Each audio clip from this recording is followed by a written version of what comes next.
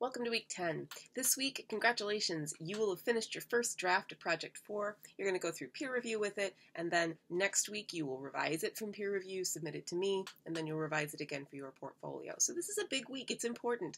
And I want to say congratulations, but also you don't get to rest because immediately, as soon as you start with that peer review process, you're going to be entering the revision phase for this paper. And you're going to stay in the revision phase for this paper until the end of the semester.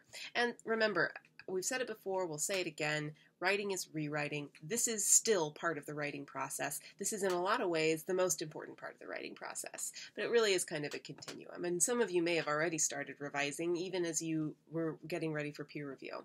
So, and that's fine too. Let me just pause and take a break and say, all of our processes are different, and for most of us, it does take kind of a circuitous route. I know that I do a lot of revision before I let anybody else look at it, usually, or at least of a part of a paper.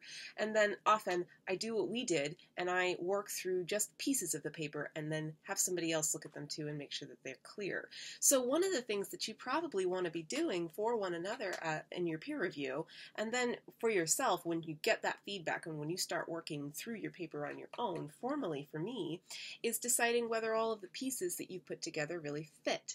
So maybe you've done a wonderful job with the portion of the paper that was connected back to our project 2 by this point. Maybe you've worked on that a lot, but maybe the connection and the placement in the paper that you have right now as your project 4 isn't exactly what you want it to be. Maybe you've already revised your project 3 a great deal, where you deal with counter-arguments, but you haven't quite figured out where to put that effectively in your project 4.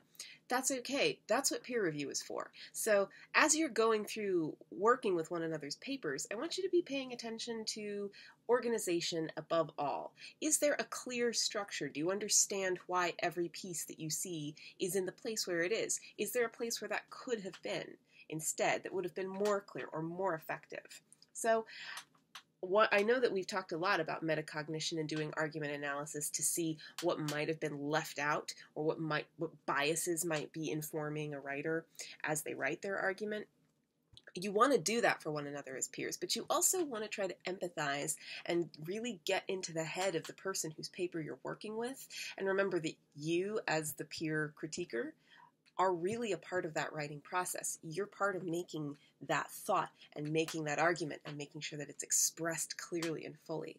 And the more helpful you can be and the more thoughtfully you can engage with the ideas and the structure and the more suggestions you can make, both the better member of our community you will be, but also the more you will actually be building those skills. So I want you to work through and spend some time on peer review this week. Pretty much all of the work we have this week is about Project 4 and about working on revision strategies. So take this seriously, and also remember as you get critiques that everything you get is there to help you. So remember to enter into that spirit of it, that this isn't a personal attack. Sometimes we get very attached to our arguments and to our writing, to our words. We're sharing them right now. This is part of the process and what we're doing.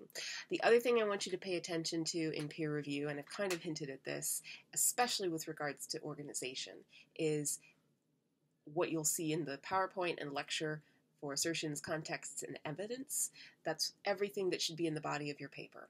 So as you work through that PowerPoint and that video, please do that before peer review. Be looking for that in the paper. And then as you revise your paper for me, work on making sure you know what all of the information you've included is, why it's there, and what purpose it's serving. So I'm looking forward to seeing all of the work that you do this week, and please let me know if you have any questions.